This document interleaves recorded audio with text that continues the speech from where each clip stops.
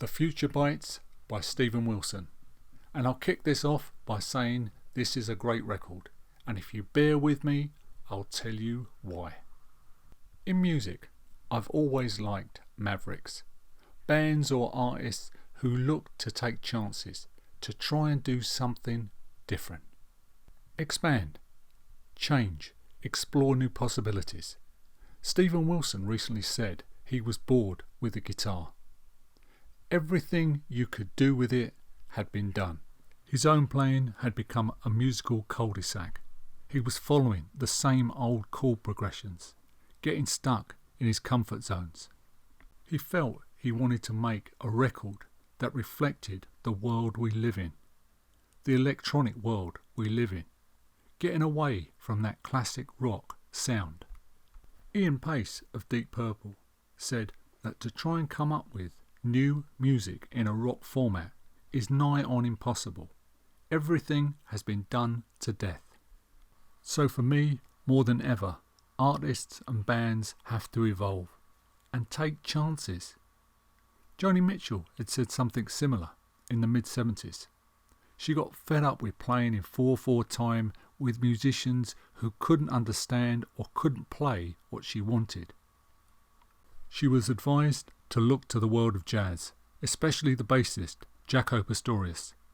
She embarked on a glorious journey of a unique jazz-rock hybrid for Hejira and Don Juan's Reckless Daughter. On the Future Bites, Wilson explores electronica, dance and contemporary pop shock horror. Having spent the last few years collecting vintage keyboards, he writes most of the songs here on those keyboards instead of the guitar. He says the breakthrough for him was the song King Ghost. It was made without any guitars, any drums, it's just electronica. It proved to me that I could create music that sounded like Steven Wilson using a purely synthetic palette. The Future Bites has a few reoccurring themes woven throughout the 9 tracks. One is how the human brain has been affected in this internet age, how social media impacts on our lives, and how we are all drawn to mass consumerism. Weighty subjects? Maybe, but it's all encased inside wonderful melodies and hooks and luscious, textured musical soundscapes.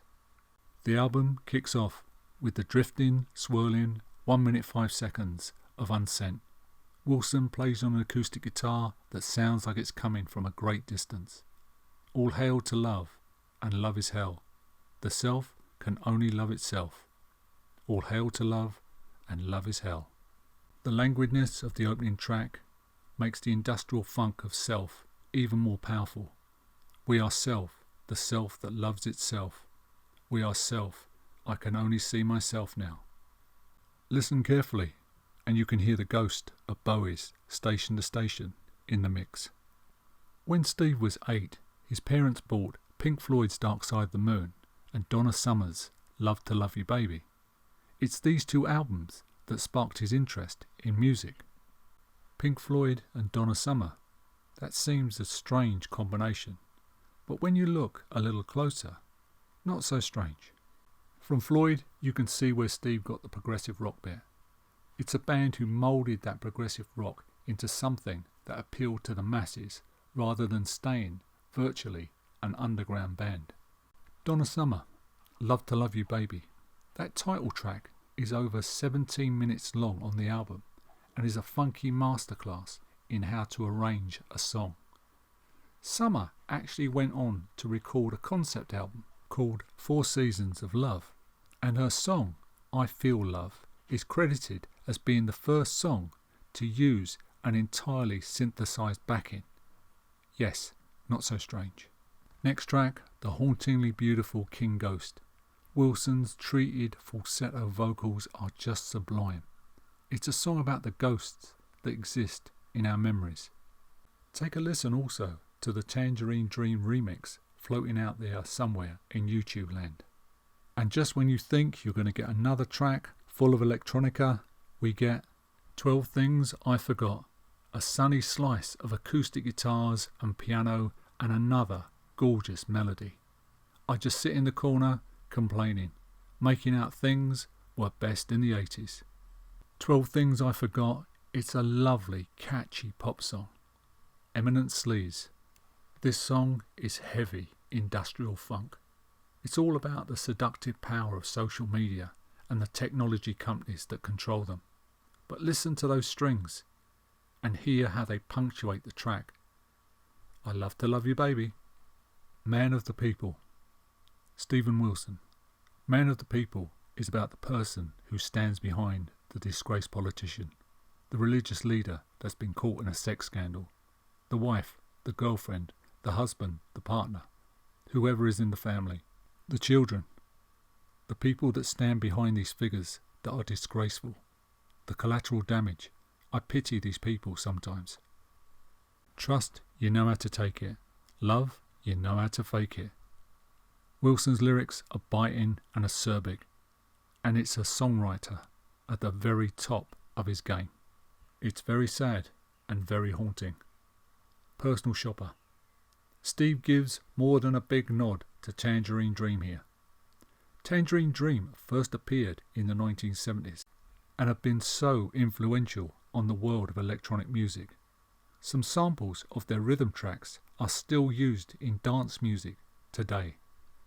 In this review, I've referenced a lot of the 70s and 80s artists, but this album is far from being a step back into the past and created something stunningly new and fresh with the future bites. Have a look also at the video for Personal Shopper. It's a beauty. The song is all about consumerism, how we must have this, how we must have that, we can't live without this, we can't live without that. Shop on. Follower is all about those needy social media influencers and their persistent cries, follow me, follow me. Most of them are about as deep and meaningful as a puddle.